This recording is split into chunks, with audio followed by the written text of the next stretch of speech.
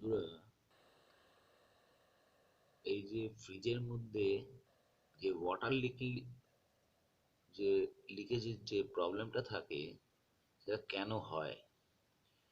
Actual এখানে যে ট্রেটা দেওয়া থাকে, সেই ট্রেটার পেছন দিকে যে হোলটা আছে, ওই হোলটা দিয়ে এই লাইনটা দিয়ে একটা পাইপ লাইন করা আছে।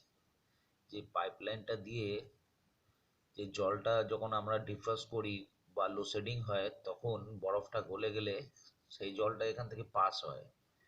এই জলটা পাস হয়ে একটা পাইপলাইন দিয়ে এর পেছন দিকে নিচে, যেখানে কন্ডেন্সার থাকে তার নিচে একটা ট্রে থাকে, সেই ট্রেতে গিয়ে জলটা জমা হয়। এবার দেখাচ্ছি বন্ধুরা, এই ট্রেটার ভেতর দিয়ে যখন যাচ্ছে জলটা, যেহেতু আমাদের ডিপ ফ্রিজের মধ্যে মাংস মাছ যত কিছু থাকে সেইগুলো গলতে থাকে।